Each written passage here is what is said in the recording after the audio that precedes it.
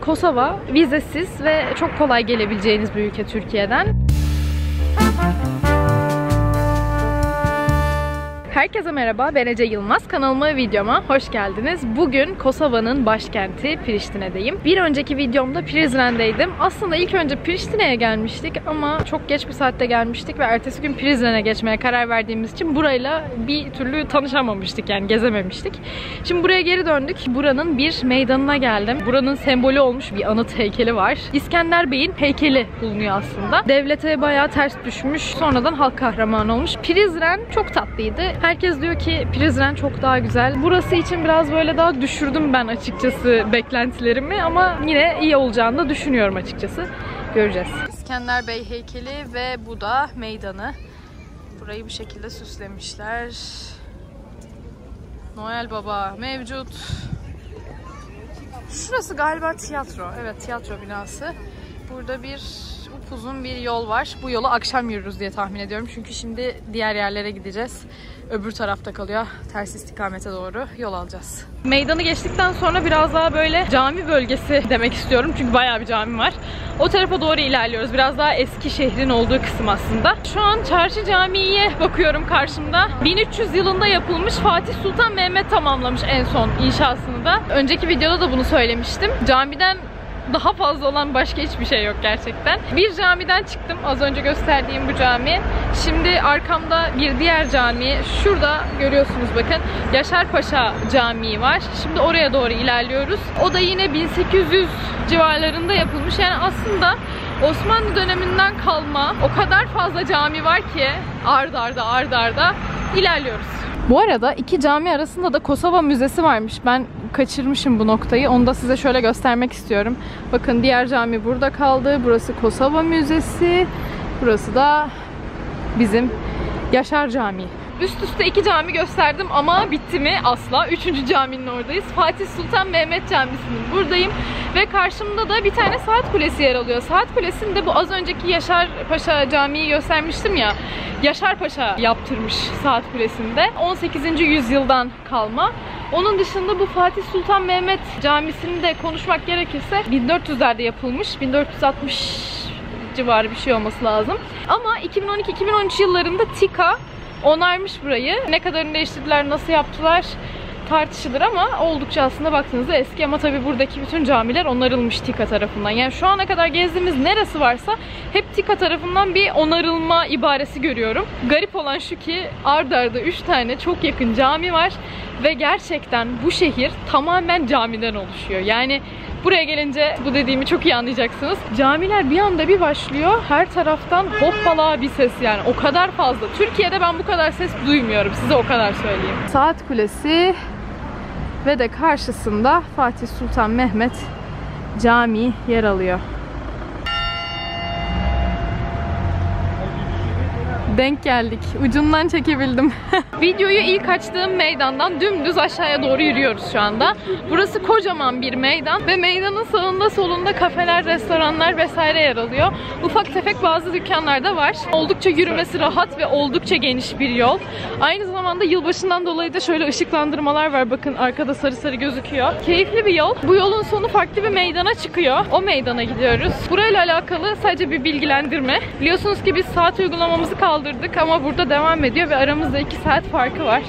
Ve burada 4'te güneş batıyor. Şu an saat 4'ü 20 geçiyor. Alışamıyoruz bir türlü. Vücut böyle bir şoka giriyor saat olarak. Bakın yolun genişliğini şu şekilde göstermek istiyorum. O kadar geniş ki. Bu arada bu yürüdüğümüz caddenin adı Rahibe Teresa Caddesi. Priştine'nin tamamen en ünlü, en işlek caddesiymiş burası. Şimdi tekrardan önümüze bir meydan çıktı. Bir meydana açıldık. Aslında bizim o az önce geçtiğimiz İskender heykelinin olduğu kısım bu caddenin sonuymuş. Biz şimdi caddenin başına doğru ilerliyoruz. Caddenin başında da bildiğim kadarıyla bir Katolik kilisesi var ki şu an gördüm. Şimdi orayı bir de görmek istiyorum. Umarım açıktır ve görebiliriz.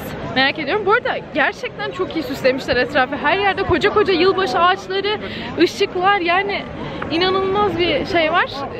Keyifli. Arkadan bir Noel Baba geçti bunu derken. Ağaca bakın. Yaya alanı olması, çok geniş olması çok büyük bir avantaj. Etrafımız kafe, restoran, alışveriş merkezi. İnsanlar akın etmiş yani. Bugün pazartesi akşamı burada. Akşam da değil aslında, saat 4'te akşam gibi geliyor işte bize.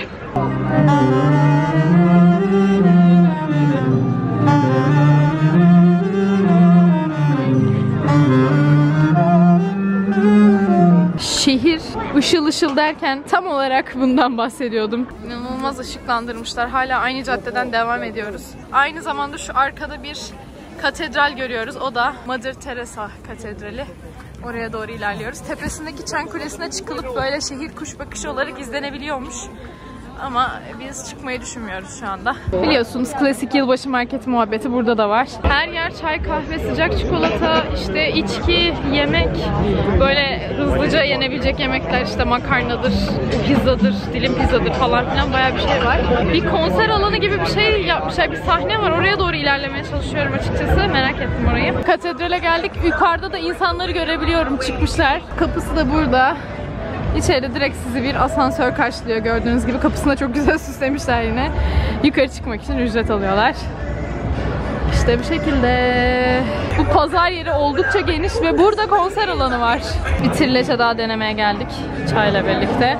Missini diye bir kafeye geldik. Kafe restoran. Prizren'de de bir tane yemiştim. Bence bu daha güzel. Ama hala Edirne'de yediğim trileçe en güzeli ya.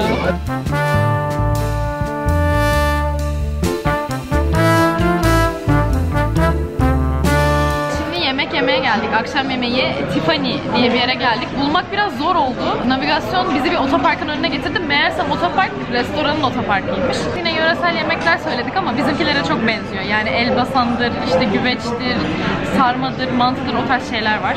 Bakın mekan bu kadar. Ufak bir mekan aslında. Gayet tatlı bir mekan. Teyzemle oturduk. Turuncu, yeşil ve beyaz olan şey üçü de aslında peynirmiş. Birisi havuçla, birisi acı, beyaz olan acı. Yeşil olan da bir otla. Tahminimiz maydanoz gibi bir şey olabilir diye düşünüyoruz ama çok çıkaramadık yani. Yoğun bayağı kıvamı. Çok tuzlu ama onu söyleyeyim. Tuz ve peyniri çok sevdiğim için ben sevdim. Evet, mantı geldi. Sarma geldi. Ve de elbasan geldi.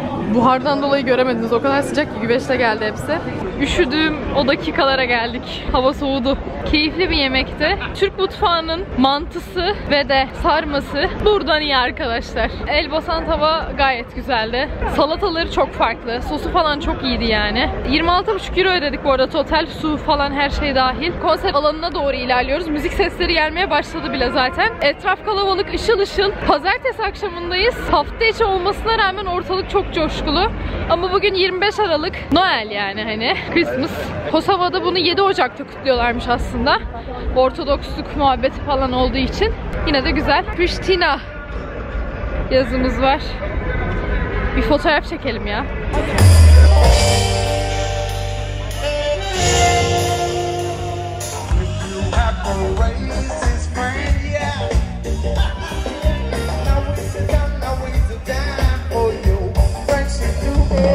Evet, burada hot choco diye satılan bir şey var. Tatlı ve sıcak çikolata arası bir şey olduğunu tahmin ediyorum. Ondan aldık şimdi.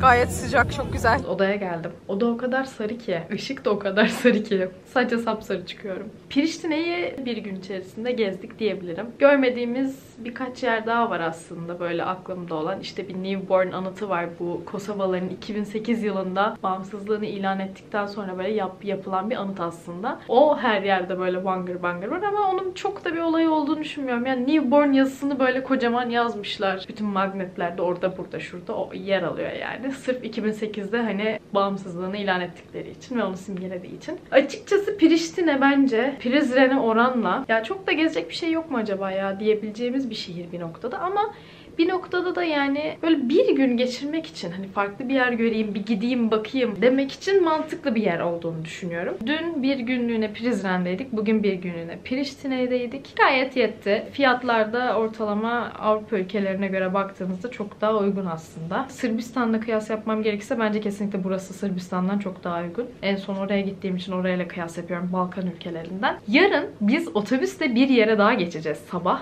Ama o da bir sonraki videonun konusu olsun. Bu videoyu izlediğiniz için teşekkür ediyorum. Bence bu videonun en can alıcı noktası bugünkü yediğimiz elbasan tavaydı. Bir de içtiğim o hot choco. Tatlı mı desem, sıcak çikolata mı desem, böyle iki arada bir derede o kadar güzel bir kıvamdaydı ki hiç hayatımda bu kıvamda içmemiştim. Yani çok çok keyifliydi tadı. Bir yandan puding gibi geliyor. Normalde puding ben pek sevmem ama sıcacık, böyle yoğun bir sıcak çikolata ama bir yandan tatlımsa çok iyiydi. Bir yılbaşı zamanında buraya gelmek ayrı bir keyif oldu gerçekten. Çünkü sokaklar çok doluydu. Her yer ışıl ışıldı. Beni Instagram'dan takip edebilirsiniz detaylar ve daha fazlası için. Bu arada bir dipnot vereceğim. Size tavsiyem kaldığınız yeri caddeye yakın, o cadde üstünde bir yer seçmeniz bence çok mantıklı olur. Burası gerçekten oldukça keyifliydi çünkü. Bu kadar. Bye.